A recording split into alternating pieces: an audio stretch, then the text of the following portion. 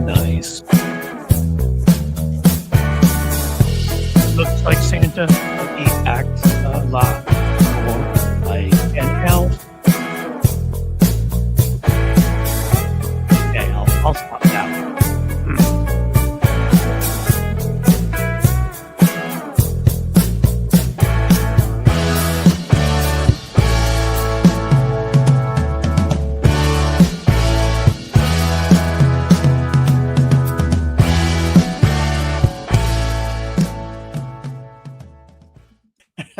Hey, we're here again. It's like we're back. It's Greg Olear. He's with us. Oh my God. Hey guys, thanks for having me. Oh, thanks for being here. We're doing it live when we would do this straight on Substack. I feel like we don't want to get rid of that tradition because mocking Bill O'Reilly is really important. So I have to complain about something, and that is there's this crazy old man who keeps showing up on my television. I think he's the same old crazy old demented man who keeps yelling at the kids to get off the lawn. And now they've named the Kennedy Center after him. The board of directors of the Kennedy Center, according to White House Press Secretary Karen Leavitt, says that they have decided to rename the Kennedy Center the Trump Kennedy Center. When we had Chris Matthews on here, and I talked about, because he wrote the book on, and I talked about being a Kennedy-ophile, if that exists. I was being honest. Like, I am a fan and love a lot and read a lot, and anything I could say right now would get me arrested. So I'm not going to say any of those things because I'm so fucking livid. Well, I wonder if instead of the National Symphony Orchestra performing at the Kennedy Center under the Trump Kennedy Center, maybe it'll be, I don't know, the National Socialist Machine. Or the National Socialist. Right. Exactly. They're going to have a couple guys are going to show up missing a few teeth with some fucking banjos and some Nazi fucking paraphernalia. And they're just going to start playing some shit while they're drinking moonshine and spitting on the floor. And that's what it's going to become. I mean, everything has to be de-Trumped when he's gone. Like steam clean everything. There's not enough sage in the world, Is it? I mean, maybe they should rename the Kennedy Center, but make sure that people know it's no longer for JFK, but it's for Kennedy from MTV. I mean, I think we should go that route. Oh, but she's a Republican. Fuck her. Right. I mean, the Caroline Leavitt announcement is worth me reading verbatim here. She wrote, I have just been informed that the highly respected board of the Kennedy Center, some of the most successful people from all parts of the world, have just voted unanimously to rename the Kennedy Center to the Trump Kennedy Center because of the unbelievable work President Trump has done over the last year in saving the building, not only from the standpoint of its reconstruction, but also financially and its reputation. Congratulations to President Donald J. Trump, and likewise, congratulations to President Kennedy, because this will be a truly great team long into the future. The building will no doubt attain new levels of success and grandeur. Does she not know that he's buried in Arlington Cemetery? No, she doesn't know anything. She doesn't know who. Ask her what number president he was. Ask her when he served. Ask her anything, and she'll know none of the answers to those questions. Again, she's busy getting bedpans for her husband. He's like 85. Like, she's too busy to do any of this stuff. Right, Greg? Greg's with me. I'm looking at the, I mean, if we're going to read the announcement, we should at least also list who's on the board of directors since they're so well respected. An esteemed group who either are not esteemed or had machine guns held up to them. Maria, I'm not going to read all of them. Maria Bartiromo, of course, Pam Bondi, Elaine Chao, let's see here. Sergio Gore, remember him? The guy that was running the White House, and then they found out he was from Russia, and now he's not running the White House anymore. Lee Greenwood, Laura Ingraham, let's see, Dan Scavino, because he was a really good caddy. I got a fight with him once on Twitter. Good to know. Susie Wiles, Usha Vance, and Paulo Zampoli, best known as the person who brought Melania Trump to the United States. And I'm sure then has no connection to Jeffrey Epstein. My God. So let's talk about the speech last night, right? You put a collection of people together. Can I read you what Donald Trump said in response to it? Yeah, let's hear it. Here's a quote from him. Here we go, and it's not my fault. They say groceries. Nobody said that before me, and it was a beautiful thing, and Donald Trump is indicted again, and it's not my fault. Did you see with the toilet and how it was running like it was dripping from a faucet. So we have closed border, and Epstein barely knew him. Not my fault. I want to release them. I may be lying again. Eggs. What about eggs? Have you heard about eggs? My God, it's terrible. And the economy, true. $18 trillion. What a number. They say it's the biggest number ever. And I think that's what he said. That's it. Is that Gertrude Stein, or is that like a transcript from the? Like... I actually made that shit up for today because, with Lawrence earlier, we were joking about like what Trump actually said last night. And I'm like, can I write what I think he said last night? And I just kind of went with all of that because that you could believe if I wasn't laughing and joking that would be something he said. I mean, there was nothing in there from the jumping from one thought to another to the way he's done. It's like, who was I talking to? Who were we talking? Were we talking yesterday, David? It was, we're talking about how like the specific fact that all these traits you start off with. I think it was Hal Sparks, obviously, but all these, you start off with narcissism and sociopathy and the various things wrong with them are all the exact ones that get worse with dementia. Yeah, right? Like the impulsivity, the fits of anger. So it's like we're now seeing a condensed form of who Donald Trump is, and it gets worse every day. Well, what I don't quite understand, and I totally agree with you, but even somebody who's demented, do all demented people, when they give a speech, do they scream at you? Do they shriek? I mean, what did he think that just by sheer volume, he would somehow be able to convince people that they can close the gap between what they're actually feeling financially and the nonsense he's saying? It worked in the debate. Yeah.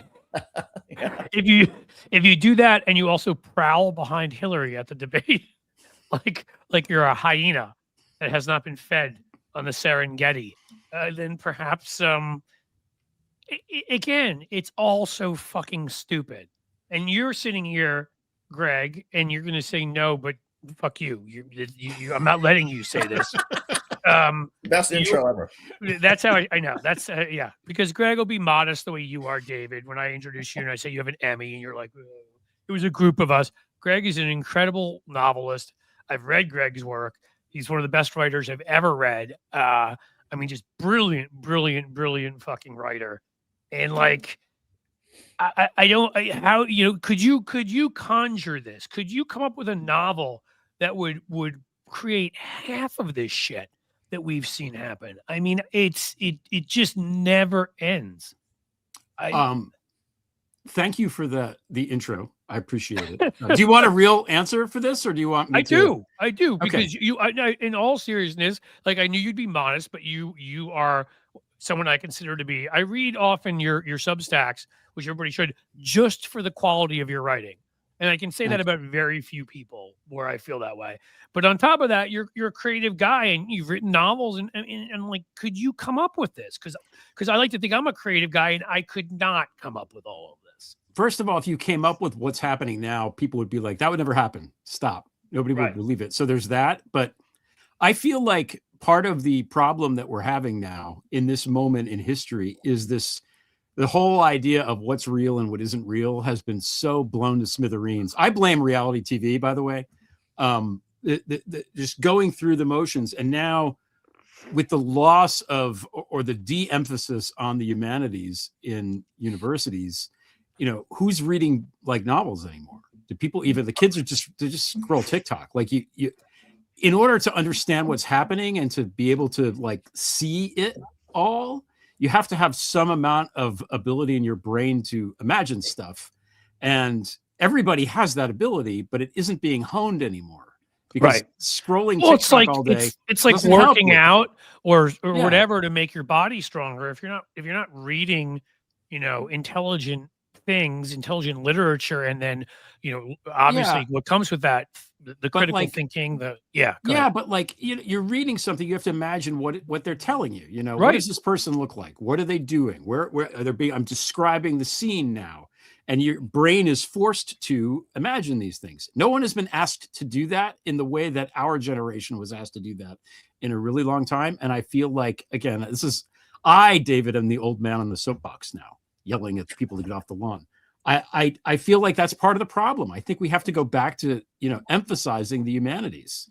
You know, they're called the humanities for a reason, for God's sake. But even in junior high school, they're still teaching basic math. And one of the things that jumped out to me about last night's speech was when he talked about how he was going to reduce drug prices by 400, 500, 600%. Now, if you take a $10 pill and reduce it by 400, first of all, 100%, it's free. 400%, the pharmacy gives you $30 to take it. 600%, the pharmacy gives you $50. I mean, this is sort of like basic stuff. And I can. But he's done this. You bust him on this, David, because you've done those funny videos where you've made fun of him for this. He's done this numerous times. Where right, but that's what gets me is I'm not surprised that he would have the inclination, like he doesn't know better. But there used to be a time when if a president gave a primetime speech to the nation, that the prompter, that his aides would make sure that everything in that prompter was accurate, that there was, that there wouldn't, okay, you're going to shade some things, fine, but whoppers like this, or like $18 trillion Trump has gotten in investment in the United States, his own White House website, which by the way, economists say is off by a factor of 20, his own economists say it's $9 trillion. Economists say, okay, maybe $500 billion in investment he's gotten in the United States, but that probably includes some pledges already gotten by Joe Biden. So, but these whoppers, to have those written for him in the teleprompter, I mean, who's around him? What's I remember when he said he lowered, first of all, that he was even bringing this up because of course he's racist and whatever, but he's like, I lowered black crime by 130%. He's just like, all right, how many things are wrong with that statement? I just, I want to kick it to Greg, but the thing is, and we all know the answer to this is that, it's a mobster run presidency. I mean, it's not a presidency, as there have been presidents that are tyrants, plenty of them. I mean, LBJ was, infamous for making people come in the pooper with him when he would, they're and read notes to them. But the thing is that they all still wanted to be told to not make fools of themselves and not to say something that stupid. So their aides would come to them and tell them that. As on many campaigns I worked on, I would do that with, a Senate candidate or whatever it might be. Trump, if you come and tell him he's saying something wrong, might just slap you across the face and fire you, and I just think it's the same reason why all these Republicans cower and all these other people, they're just, the senators, like they're just scared of him. So they won't tell him he's wrong is my guess, but go ahead, Greg. I think he's not going to listen to them. I think anybody with look at the Vanity Fair photo. Just look at the assemblage of humans that are in that picture. None of them are qualified to do anything. We could pick 7 people at random off the street and I would rather have them in charge. But I don't think, and maybe you guys can propose this, I don't know of an example of a government like this being run by a traitor before, like actually run by a like in France during the occupation, the Nazis installed the Vichy government. Right. But apart from that, Pétain running that government, but they installed Pétain. Yeah. So to have us as the American people elect this guy who is clearly not working for us is, I think that's unprecedented. I think it's unprecedented. And I think that's your key point. I think that I am aware of, and history is a little bit of my jam. And again, there's plenty of things I don't know, but I can't think of anyone ever elected. There's no doubt one of the reasons that the founders wrote the emoluments clause in there is because there are numerous cases of kingdoms where kings were bought off and they actually ran their country for the benefit of another European country. So that has happened in world history. I just can't think of a time where a group of theoretically, a group of people theoretically that have neurons that fire, and brain tissue that's connected, you know what I mean? And all the other things, looked at all the evidence he was owned by Putin and hated this country and it undermined this country. And we're like, yeah, that's my guy. I can't think. Again, there may be examples I'm not thinking of, but I can't think of any. I don't know. And we're still, the media is still hesitant to call this out. Like it's like with the Epstein stuff. It's just like, He's in the fucking files, guys. He's in the files. Like what? Well, two things. I'm so glad you mentioned the media, because there are two things that jumped out to me about the media coverage last night of Donald Trump's speech. So we were watching CBS News. Nora O'Donnell was anchoring. As soon as Donald Trump rapped, the look on Nora's face when they cut back to her was like bug-eyed. She very quickly got it together, and then she pitched it to Nancy Cordes, who is their senior White House correspondent. She's like, you take care of this. What do you make of both? What do you make of both the style and the substance of what Donald Trump said? And Nancy Cordes, as Nora O'Donnell is asking her the question, Nancy Cordes' eyes go like this. And then she does a big sigh. Well, and so Nancy I'm Cordes, surprised she didn't just like yell fire and and run out of the room, because that's what I would have done. I'm like, there's Nancy a fire. Cordes was a total consummate pro, and then she gave a fine summary, and she pointed out some of Donald Trump's ridiculous things. But she was a total pro at that point. But even she couldn't hold it together. So there's the mainstream media that clearly sees what is evident to everybody else. On the flip side of this, watching Fox News, who do they put on to analyze Donald Trump? Newt Gingrich, who, let's see, he was last in office 28 years ago. He was kicked out of the House speakership because of ethical lapses and leadership problems. So, of course, he's perfectly suited to analyze. And I would still argue, Trump. David, I make that argument all the time, that he was the first. He was Trump 1.0. Right. And they went from this gentleman from Illinois, Bob Michael, who was moderate and reasonable and would make deals with Democrats. And yes, a Republican and someone I didn't agree with on numerous things, but that's when it functioned. And they went to this fucking circus clown.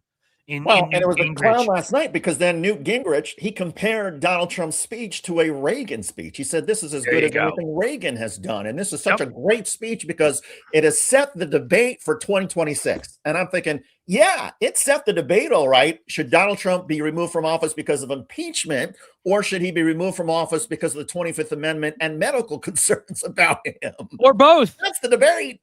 Can we do it because of both and international crimes? Can we somehow let The Hague have some access here, even though we haven't joined? And I don't know who else can get him at. But I mean, again, like, he's been saying gibberish forever. This was worse.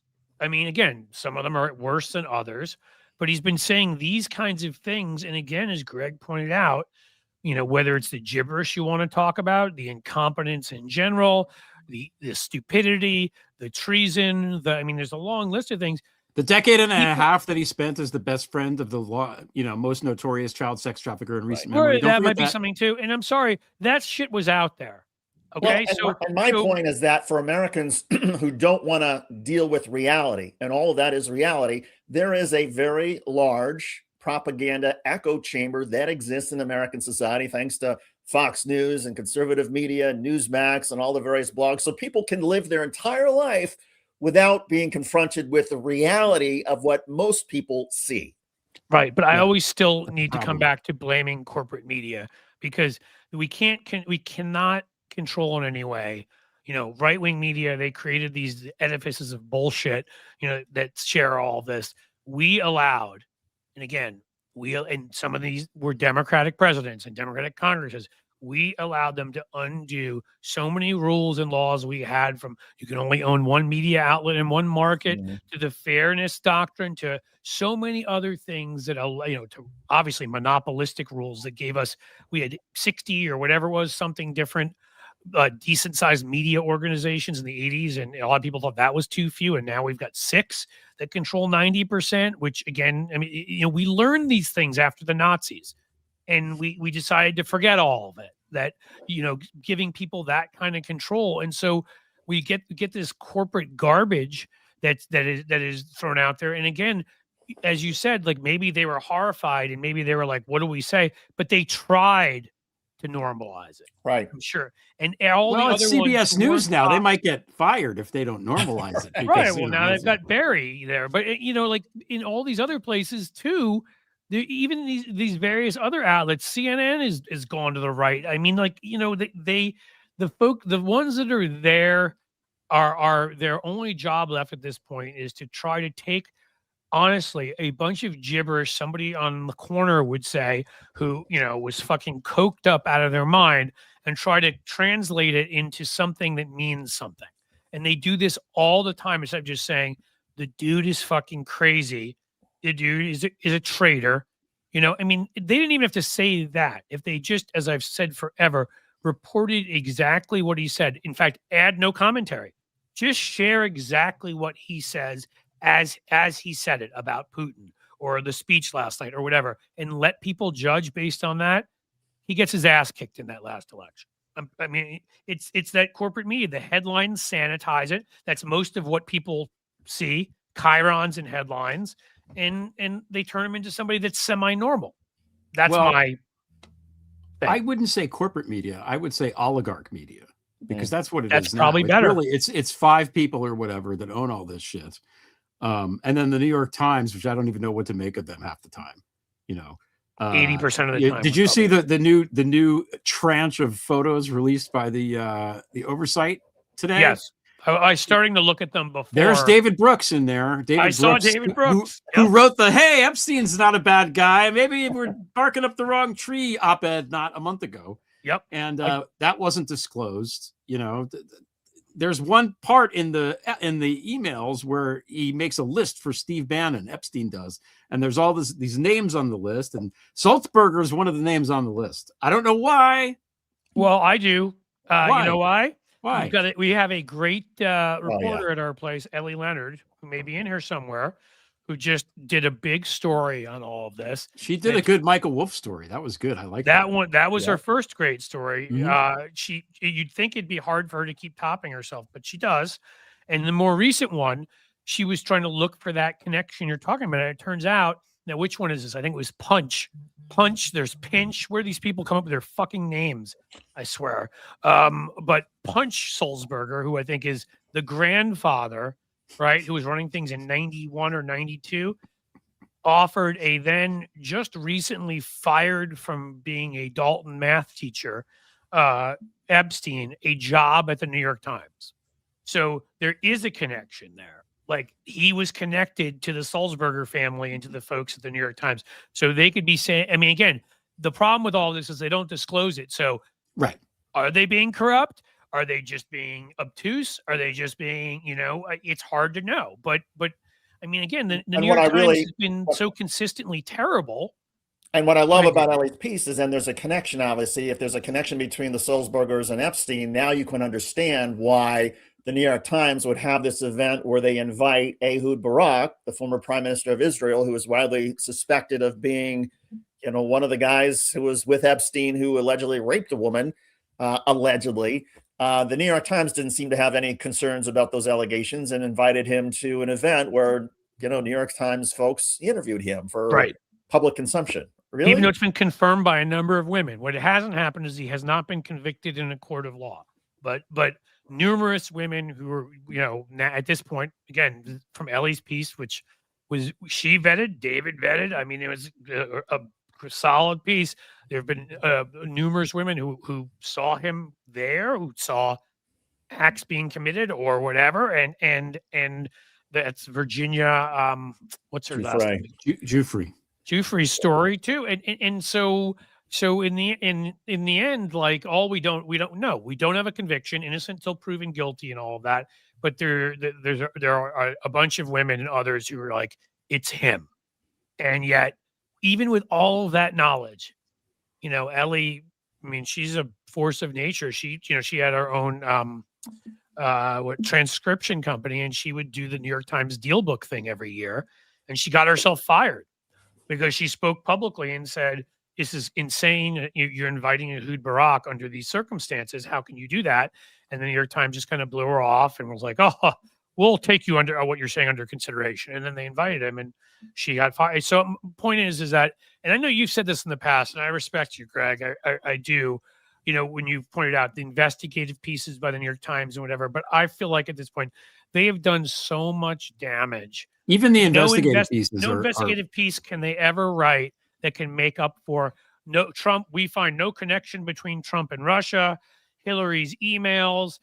Right after the election, they don't go and interview black voters or other voters, you know, where we won by 2 million votes in the end. Hillary did in 2016. They show up here to Ohio like they're Jane Goodall, and we're, you know, and they're doing an anthropological experiment showing up at our coffee houses here. Like, what does the average Ohio primate think about Trump. And, and like, I mean, there's just been so much stupid that's come out of there. Even a few headlines that I've seen the past couple of days with this stuff has been utterly ridiculous. Well, the piece, they did a big piece earlier this week about how Epstein got his money.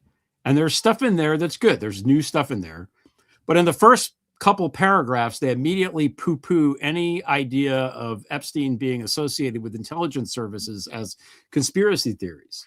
Now, Ehud Barak was not only the former prime minister of Israel, he was the head of the fucking military intelligence in Israel during the 80s, during all the, the period of Iran-Contra, when Epstein was working for Douglas Lease, who worked for MI6. I was about to give you another one. There's two right there. Can I give you a third one? Do you know who Ghislaine Maxwell's dad was? Does anybody know? Anybody want to guess? That's KGB. Right. This is the thing. But like, don't tell me that it's a conspiracy theory, and then you're gonna go interview Ehud Barak in the next breath of like, what are you talking about? And we know that it also, again, you can't say that he worked with, but that he didn't have any connections. Was it Les Gelb who got him a briefing at Langley? I mean, like he was getting briefings by the CIA and maybe the FBI too. I mean, he had all sorts of connections to. Are you kidding me? He also had a connection to, in this guy's name, you'll know it, comes up in so many evil places that it makes me just want to dig further in the whole Putin connection. But he was connected to Viktor Veckelsberg, who is an oligarch, Russian oligarch who comes up again and again. And a lot of people forget it was Viktor Veckelsberg, I want to say was his nephew, who came here to the United States and, at a young age, I'm trying to remember if he made money, anything, or just handed family money. Guess who he was a huge donor and supporter of? You'll never guess. George Santos. I mean, like, it just, again, if you can't believe. Are we sure it was George Santos? Well, it's George Santos, or what was her name? Katara. I mean, look, you can't believe in conspiracies anymore because there just don't seem to be any left. They all seem to be true. I don't know what to do with it. Like Epstein joined the Trilateral Commission, the Council did say of Foreign Relations. I forgot about. I jumped out of my chair when I read that sentence. It's like, right, the Council of Foreign Relations. You know who he hung out with? Like, what's her name? And I love her, Lady, whatever the fuck, the Rothschild. I can't think of her first name right now. Lynn, in her case, the Rothschild. There's a Rothschild involved in this. Like, I mean, of course I'm out of conspiracy. Is Soros in there somewhere? I don't know. So, Greg, you mentioned obviously, Trump is in the Epstein files. There are pictures, according to Michael Wolff, of Trump with half-naked teenage girls sitting on his lap and a stain on his pants. The big question is, does this come out in the dump that we expect tomorrow? Are there pictures, videos, the whole gamut that gets released? And I'd like to think that at least the law that was passed by Congress requires for everything, even all the unredacted stuff, to be sent to the House Intelligence Committee so they can keep track of what is being redacted in the public release. But what do you think is going to happen? Oh, well, wow. If it's against the law to not redact it, I suppose he's going to just do that. He's never not done that before. Like, I look, if it comes out, I will be pleasantly surprised, but I don't expect a damn thing. We have our show tomorrow night. I don't think we're going to be talking about it, because there'll be some big revelation tomorrow. There might be. The David Brooks thing is interesting, but we're getting these little bits. Yeah. David, you've talked to people about what we might see in these things, and tweeted about it. So, but like it, I don't know. I just don't think we're going to get it. But can I ask you guys a question? Yep. Not about anything specific, but I'm looking at these files that oversight Dems are releasing that come from, I believe, the Jeffrey Epstein estate. They're from the estate. They're not from there. Yeah. So every couple of days or every week or so, they release like a dozen or a dozen and a half photos. And sometimes there's people in there that we don't know necessarily was, like Noam Chomsky, for example, and now David Brooks and people like that. But then there's a bunch of photos of like the water heater and this and that. What do you think there's like something strategic going on with how they're releasing the files? Like, why would they release, for example, a picture of Epstein with the Segway guy and Richard Branson when we haven't mentioned the Segway guy at all? Does this serve some strategic 3D chess purpose, or is it just they're just picking shit at random? Like, what do you think? My guess is they're picking shit at random, but there's not much strategery, as Bush used to say, going on in the House Oversight Committee among the Dems. However, I think there is something to be said about releasing things out in dribs and drabs and stretching out the story and providing some new wrinkles, because, there's a whole sort of audience out there. And I also still believe, and I'm convinced, that there are enough people in Washington who worked at the DOJ and FBI who had access to the FBI files, the 1,000 or so that were hired to scrub this stuff, and there were no precautions taken about who could see what. I think between all of those folks, between the universe of people who know what's in the files, I still think that if Donald Trump's DOJ and FBI releases incomplete stuff, we won't know that immediately tomorrow night. It may take a couple days, but I think eventually there are going to be people, DOJ, FBI whistleblowers, who will then call their friends in Congress and say, there's some stuff missing here, and here's what's missing. And then it gets really intriguing, because at that point, a few Republicans, Massey, and then all the Democrats have said, if we don't get a complete release, there's going to be trouble. And the trouble, better do it before MTG leaves. No, the trouble that Massey has said is that Massey and Marjorie Taylor Greene have said, if we don't at least get the names of the top 20 celebrities, actors, musicians, business people who were friends and clients of Jeffrey Epstein, we will release those names. We will name them on the House floor. Right. At what point does Marjorie Taylor Greene and Tom Massey do that? My sense is maybe not over the winter holidays, maybe not in December, but if by January they've gotten enough information from their contacts and sources that stuff is being withheld, I think they say, screw this, we're just going to talk about this ourselves. Well, that could be a hell of a last day there for Marjorie Taylor Greene in January. Yeah. You think about it, to get up if she wants her ultimate revenge. But I mean, my thought on this the whole time, Greg, it has been, first of all, I think the Epstein estate obviously gave all of these items, and I don't sense that most of them there's any strategy behind it, or if that's what you were asking, if you're just asking strategy behind the House Oversight Dems, I mean, just even putting Democrats and strategy in the same sentence. I wish it weren't the case, trust me.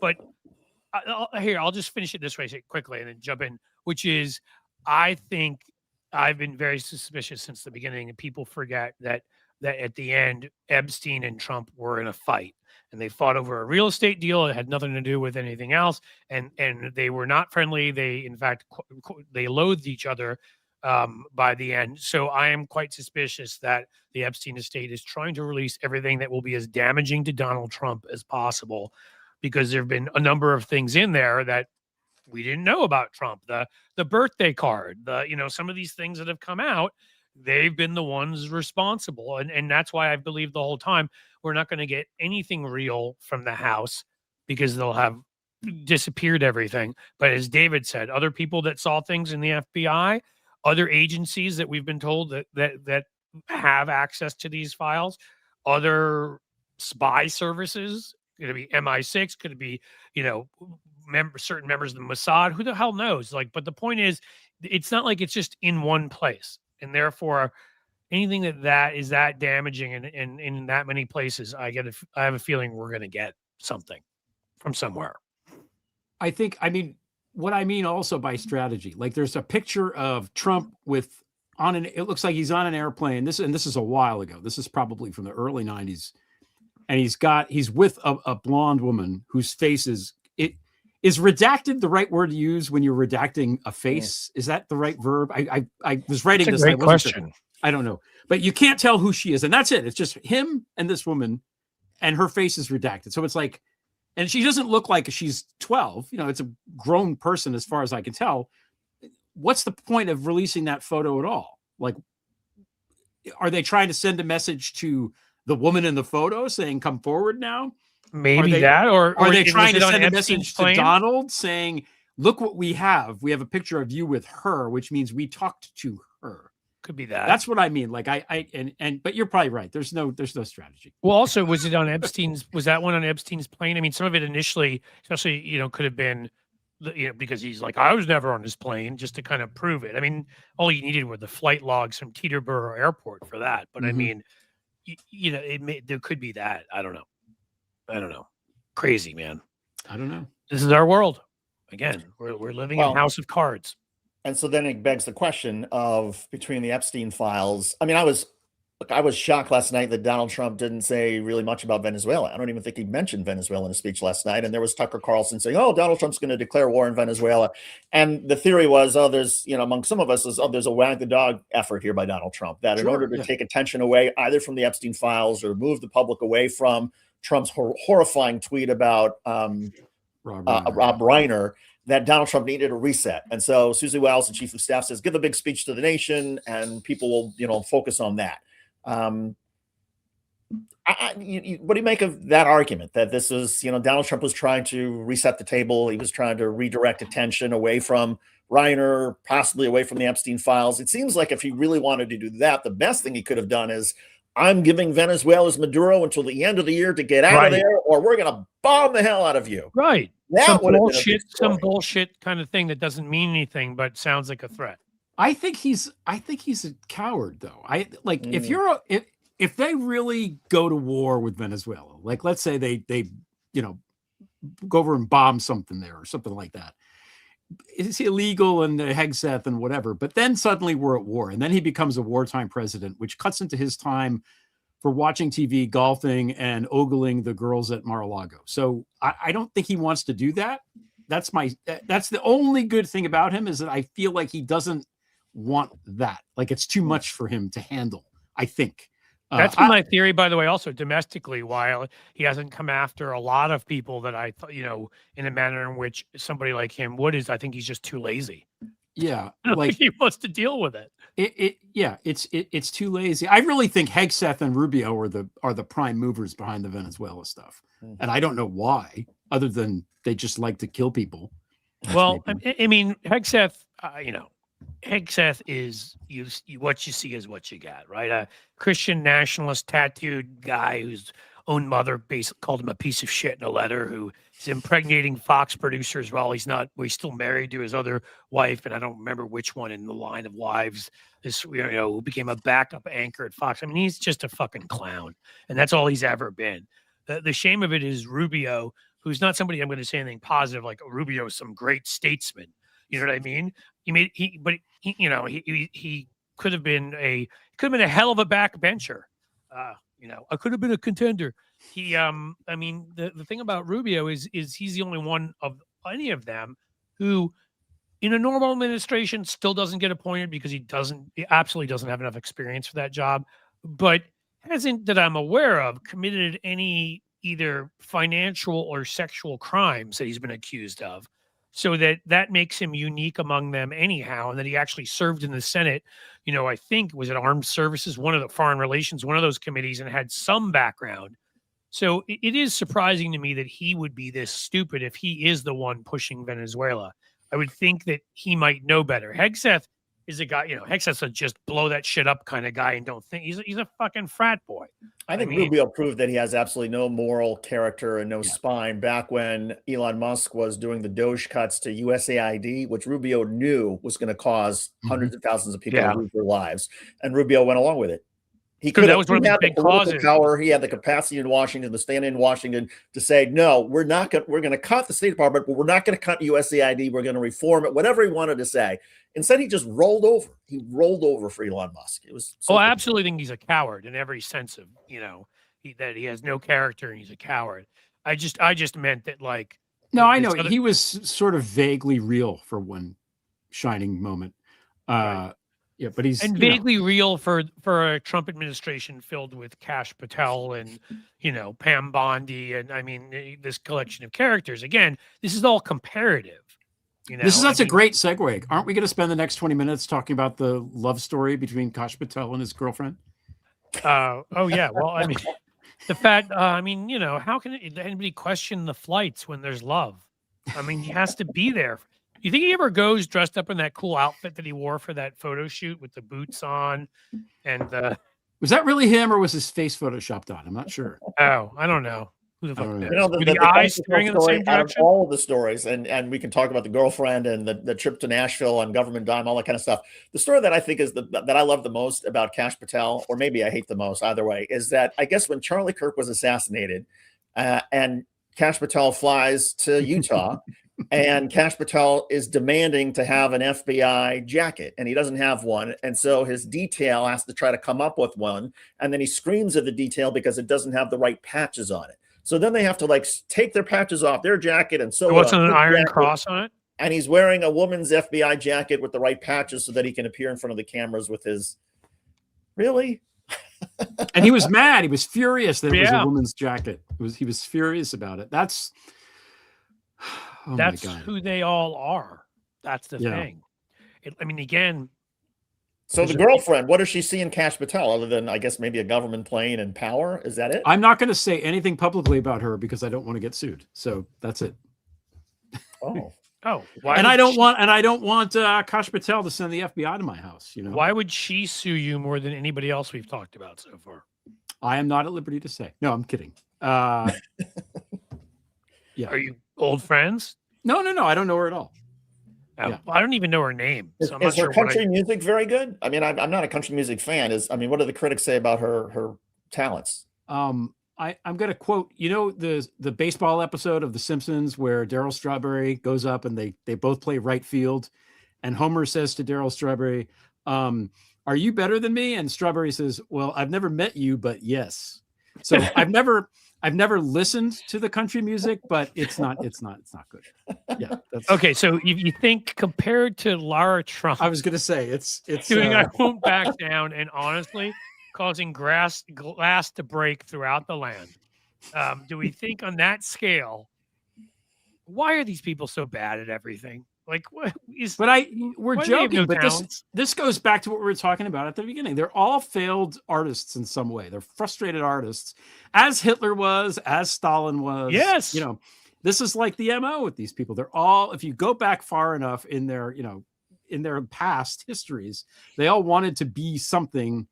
The movie stars or models, or Trump, right? Whatever. Wanted to be part of the liberal, elite in New York, where they would accept him, part of that, she crowd, and they rejected him. Or some kind of comic, stand-up insult comic or something. I don't know. But you're right. I think you're right about all of that. Like, I mean, there's a show we were on one time. Were you on that with me, David? Where I started going through all their names. Candace Owens originally wanted to be a model. Mm-hmm. Dana Loesch was like tried out for certain TV shows. She was on TV shows, wasn't she? Was she? She was, yeah. She pitched being a hot mom actress or something on some show, which I thought was funny. Before the NRA gig, like Lauren Boebert put out modeling, if you want to call them that. They're a little more provocative. Pictures. I mean, that it's exactly right. These are people that all want to be famous and they can't do it with any talents, so they become politicians. Or these influencer people, like Tim Pool is in a band, So yeah, that's right. And the one from the one that won in Miami, who was a Democrat who became a Republican, who's crazy and had a German name originally, and it became changed, embraced the Latina name when it became time to look her up. A congresswoman, she was an Instagram influencer. I know who you mean. She has two first names, right? Yeah, well, her name was Anna Marie something. Yes, Anna Maria Paulina. It was like Anna Maria Dieterhofer or some shit. But that didn't work well in South Florida, so. Well, and this gets to why I think my psychological theory about why Donald Trump went crazy over, the Rob Reiner murder, because Donald Trump has always wanted to have the same sort of status as Rob Reiner, and that is universally loved in Hollywood, regardless of Reiner's politics. He was a mensch. Everybody liked him. Reiner was, friends with very powerful people, and people just adored him. And Rob Reiner had a certain acceptance in that sort of world that Donald Trump could never dream of. And so I think Donald Trump has always been envious of that. And so when Rob Reiner gets murdered, Donald Trump gets to sort of stick his own, hey, you were a Trump derangement syndrome, and make it about Trump when it's really about Trump saying, I wish I could have been like him. Yeah, that's exactly right. I mean, again, the original stuff about him, first he wanted to be part of the New York elite and sure Hollywood elite too, and all that. And that's why he responds when it's Bruce Springsteen or Robert De Niro, and he's so angry, because when it's the ones that are the big stars who made it because, they are actually fucking talented. And, he could never do it, even though he came from a wealthy family. He had every advantage to be able to make it in that world, but he couldn't because he sucks. So, he did what he did. He became a con man, and he can't stand that they always would look at him as this sort of gauche interloper, and that was it. That he's hated he's always hated the left, and I think not the left, but liberal minded sort of celebrities or whatever because of that. Because he can't be one of them. Yep.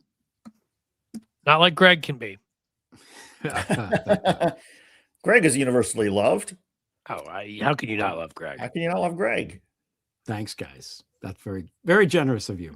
So what are you working on now, Greg? That's a good transition to us promoting you and talking about, you always have smart pieces coming along, whether it's Russia or something else. What do you got going on? Well, I'm in the midst of a mammoth Jeffrey Epstein Q&A where it's basically I'm asking questions and answering them, and that format I think makes it easier for people to follow along and for myself to follow along. So I've had now 3 installments of that, and I'm working on the 4th and final one. It's going to be like 20-something thousand words all told when all has been done. And then last week I had Brooke Harrington on my podcast, and that was a really good interview. She wrote a book called Offshore, which is just, and it's short. It's like 120 something pages that goes into, basically what offshores are, how they're set up, how they operate, just a real kind of primer about it, but also drawing from her own experience because she was like embedded in the group of wealth managers. So she has sources other people don't have. So that was everything she said on that interview is fascinating, I thought. So, so that came out last Friday, and I don't know. Then I think I'm going to take like a week or so off around these holidays that are coming up.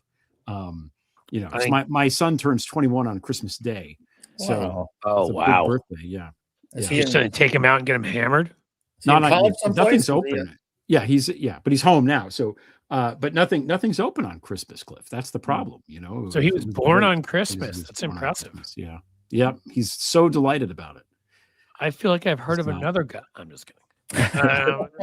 Humphrey Bogart, Ricky Henderson, nice.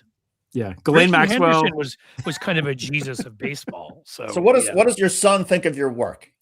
Like, is he interested by the Epstein stuff, for example? I mean, is he? He knows what's going on, but he thinks I'm crazy that I spend so much time with this. And I'm like, when you're older, if the country survives this, you'll understand that this is like a really not normal period of time. And, we have to pay attention to these things. It's not just, even my God, what we wouldn't give to go back to the days of W at this point, right? Yeah. I thought that was so bad. God.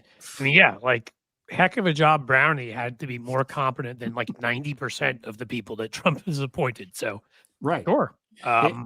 My greatest, and Greg, you might appreciate this, my greatest professional accomplishment of the last several months with my kids, and their ages 12 and 9, had to do with a video that I did, I think last week. And it was about Donald Trump's health and, Donald Trump falling asleep. And at one point, Donald Trump was meeting with business leaders, and he woke up and they were talking about cellular technology.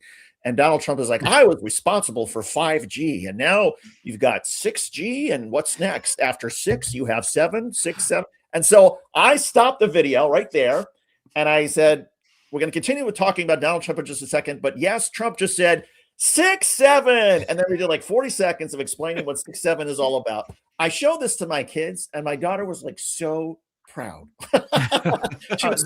She was like, you did it, Dad. Send me the video. That's awesome. I showed it to my son, and when I started getting, and then he's like, Dad, can I have your phone so I can play Roblox? There you go.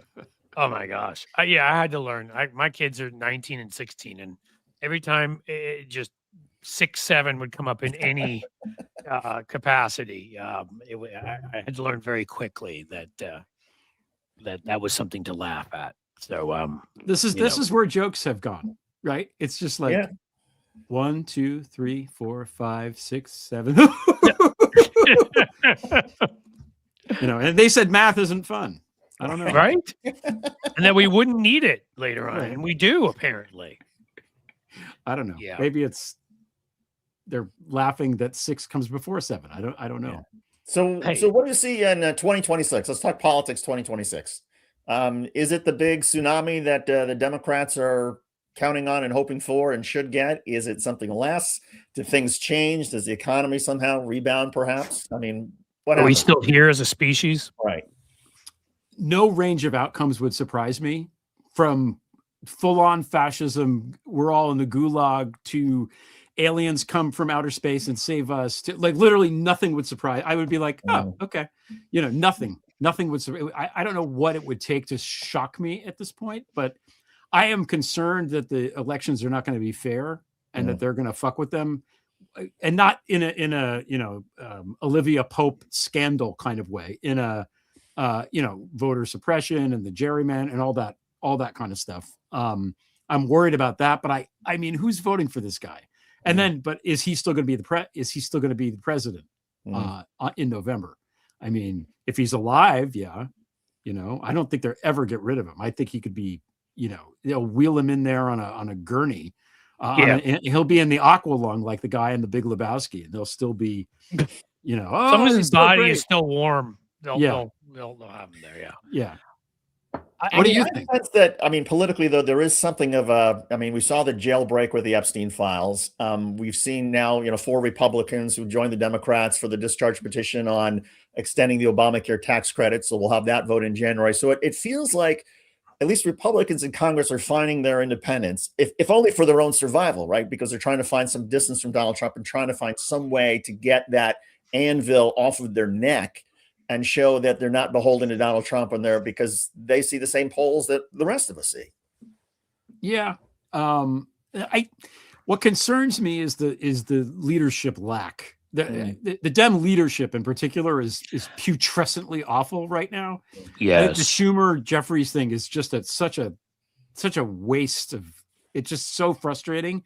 Especially when there are so many people, again, there's at least a half dozen people standing around each of them in those chambers that could do so much better. It's not like that's what's so frustrating to me anyhow.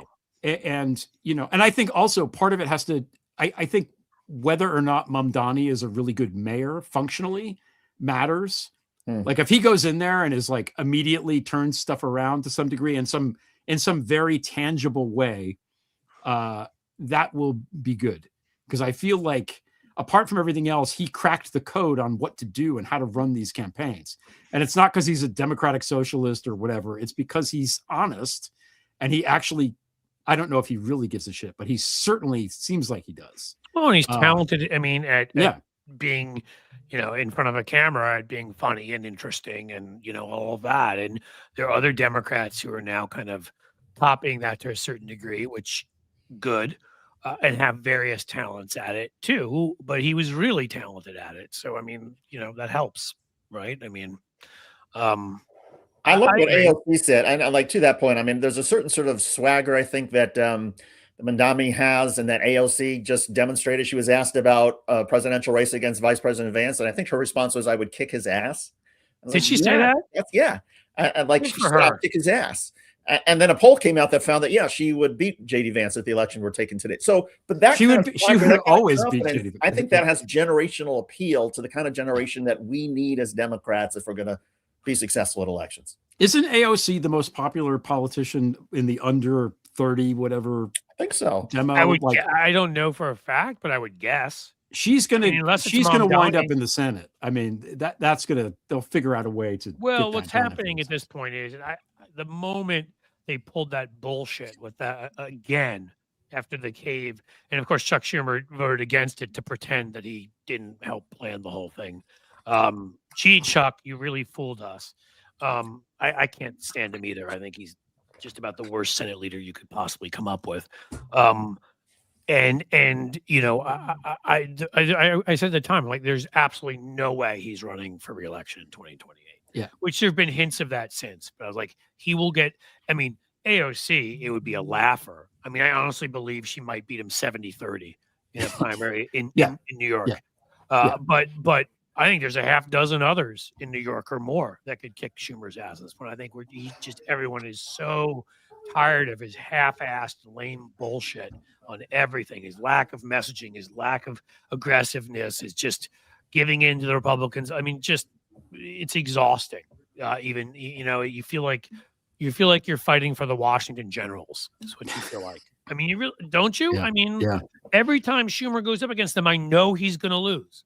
Like I just know. I mean, Jeffries has been pretty awful. It almost makes me believe that he's controlled opposition. Like it's that bad. It is that bad. It almost makes me suspicious. Like Jeffries has had a few moments where he's been maybe one of them. Who was he arguing with? Oh, that Mike Lawler, the one from New York, in the hallways, where he just let it go and started ripping the shit out of him.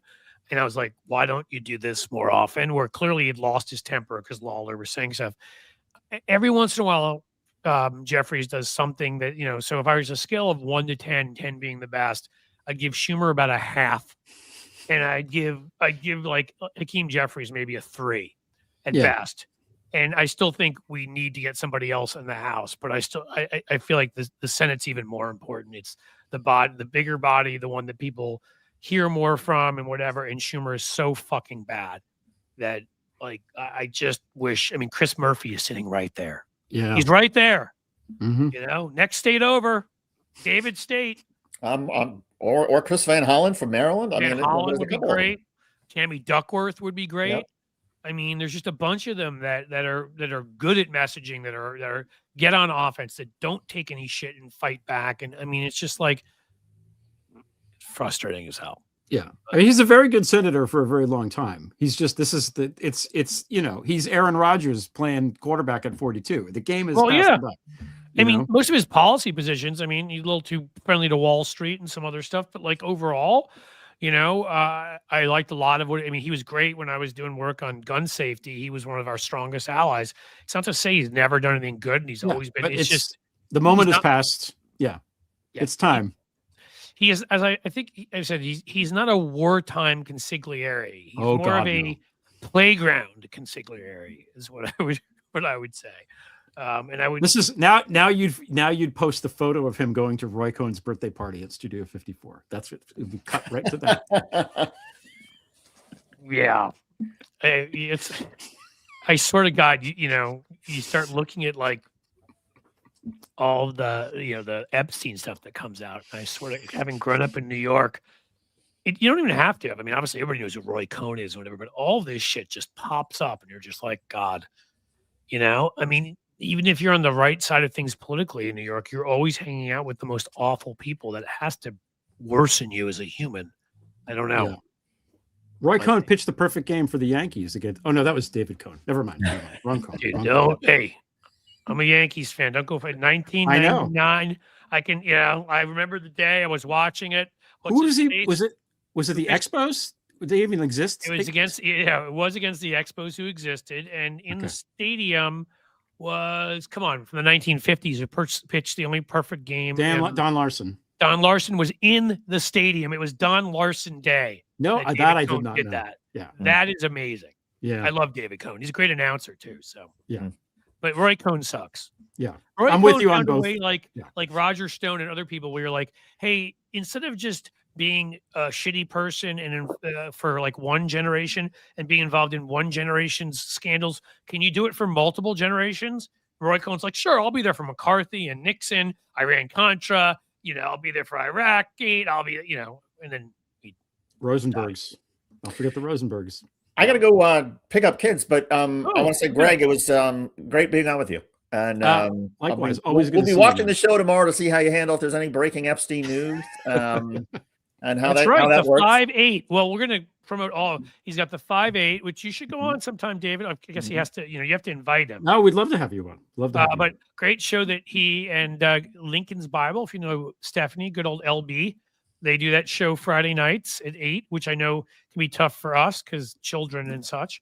We don't all have 21-year-olds going out to party. But then. What are you going to tell everybody about everything you've got? I know you've got your podcast that is on what's her name's network? Yeah, Allison's network, MSW Media. And the main thing that I have is the Substack, which is my name, gregolear.substack.com. And it's been 6 years, man. 6 full years of stuff. You're impressive. You got in years. Here like ahead of you were, I think you were one of the early ones I was reading. I'd see like What's You're this a pioneer. Substack thing? Mhm. You know, Substack pioneer. Good for you. I got there not as early as Heather Cox Richardson, alas, but I got there early. So yeah, damn her for being the early Well, adopter. Have a great holiday season. Regards to you and your family, and congrats to your son. And Cliff, you and I will catch up sometime soon. Great show, my friend. Take care, David. Thanks for being here. Talking to you guys. good Take to care. see you, David. Bye. What else we got? We got. I mean, I can chat a few more minutes before I get to the various trials and tribulations of life as a CEO. I'm just kidding. I don't know. I never aspired to that, and it turns out like it's more fun just talking and writing than like than having to plan things out and stuff. But in any case, I'm not complaining. Life is very difficult, clearly. If that's the worst thing I have to say.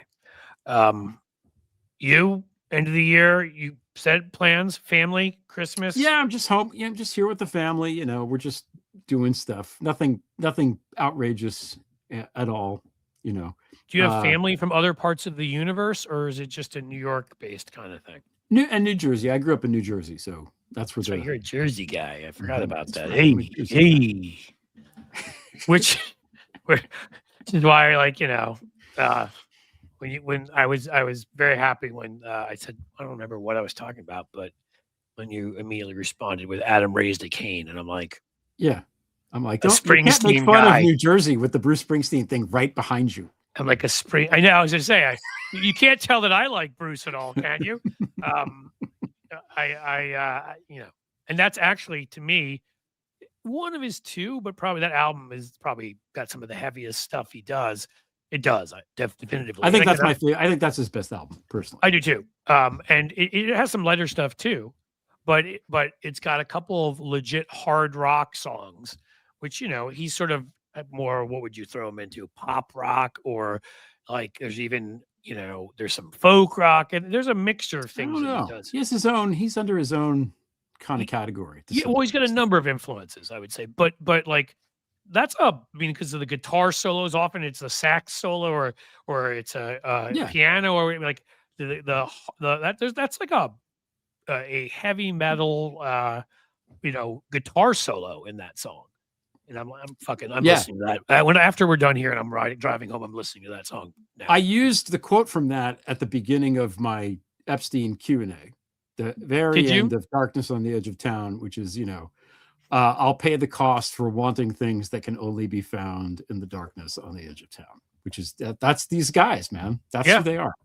No, you're right. I mean, it's perfect. And again, that is, I had to come to that conclusion, because everybody wants to jump in with one of the Bournes as the two albums that, and they're, I grew up on one of them. I mean, of course, like I was a perfect age for Born in the USA, as a preteen, almost a teen, and I I still love all those because I grew up with them. But Darkness on the Edge of Town, and I still think I have to, and maybe it's the emotional resonance of the fact that I grew up in New York City and I literally saw the second plane hit and was there.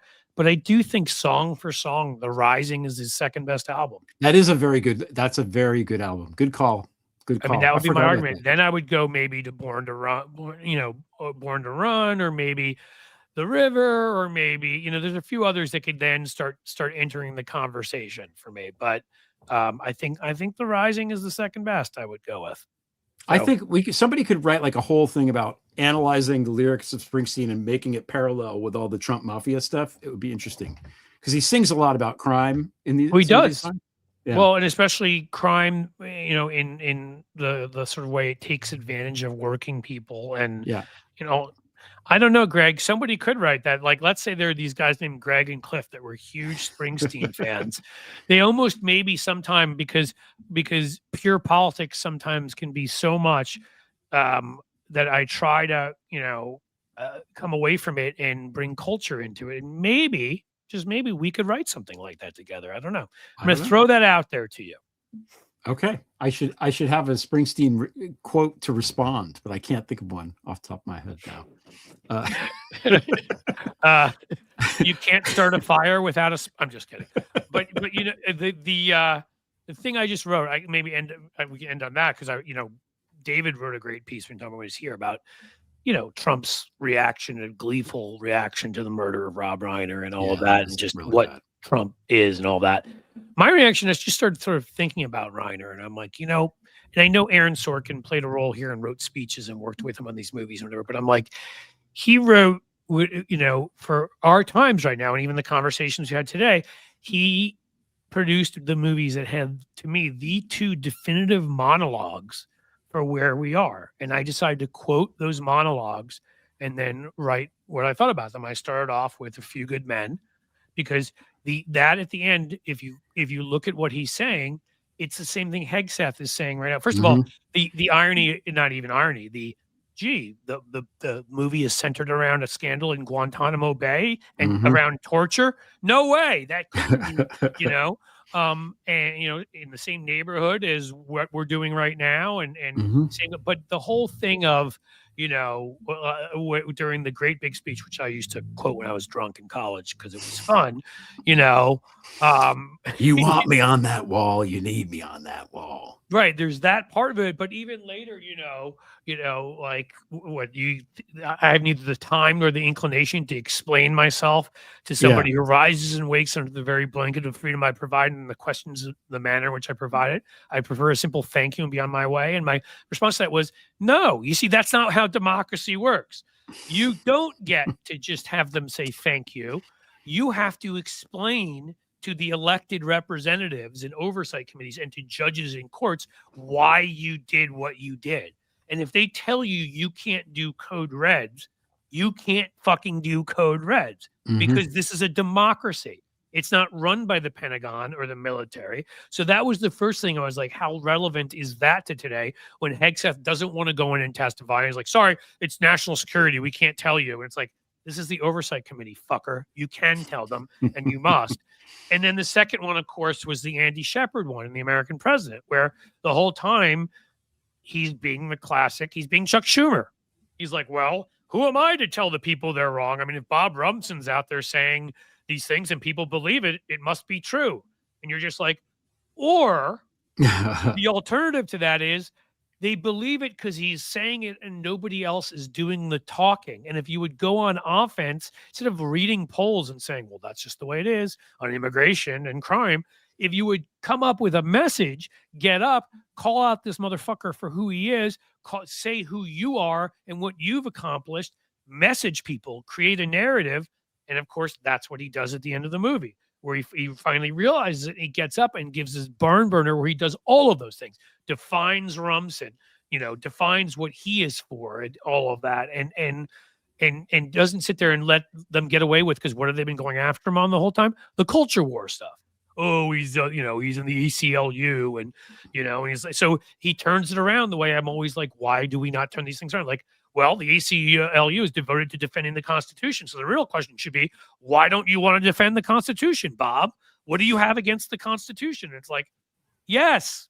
And so I wrote I think it's coming out today, but that was my piece. And it's on how these two speeches 30 years ago define our times in large ways. And that one of the reasons why Reiner is so brilliant, and Sorkin does get credit. I'm sure he did most of the actual writing, but the production and the performances and directing, played a role there too. So I guess what I'm saying is I like to bring the cultural aspects into them, because there's no politics without culture. It's what defines what our politics is.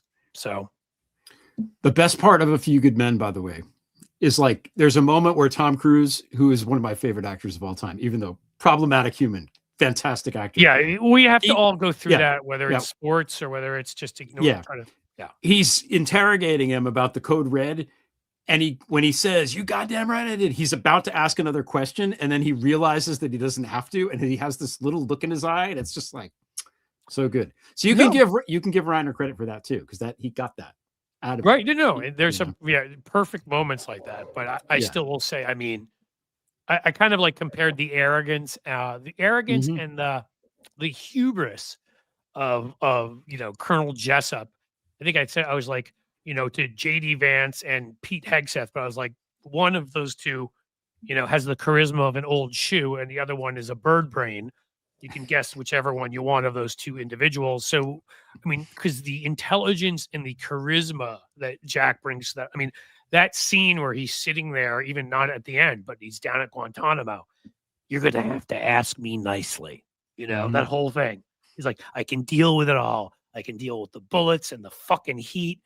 You know, you standing there in your, I won't say the word, the F slur, let's say, for gay, whites, you know, and your Harvard mouth, and you show me some goddamn respect, you know? And it's just like, I mean, I haven't seen that movie in a long time. I should watch it again. I'm going to make my kids watch it with me because I keep telling them how awesome it is, and I need to watch it again. And I'm just like, I mean, Jack is, and not to say that Tom Cruise doesn't do a great job. He does.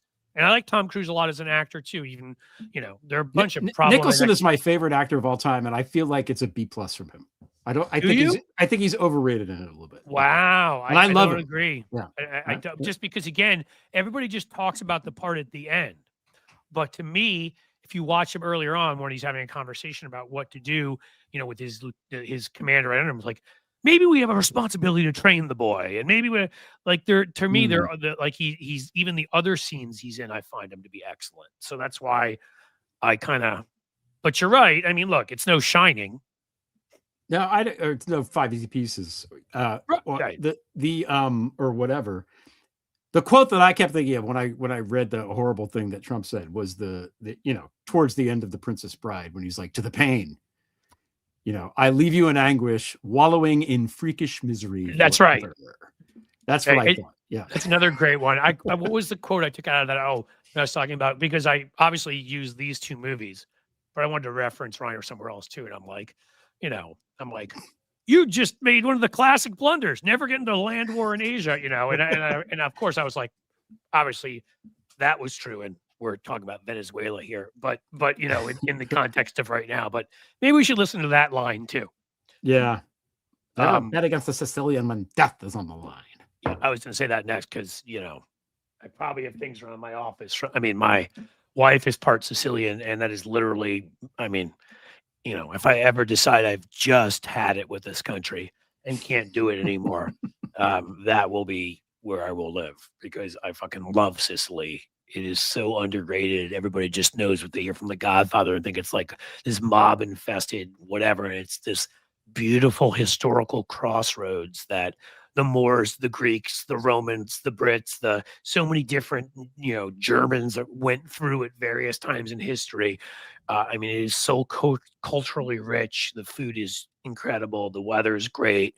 The people are as nice as can be, and just, you know, their aspirations are so, I mean, people obviously were very successful in business and things too, but their aspirations are around quality of life, which we can't understand in this country. Well, you know, I saw White Lotus season 3, so I'm aware of all the charges. So you get it. So you should go to Taormina, which is a beautiful place. That's actually one of the most touristy of but I mean, I couldn't recommend it enough.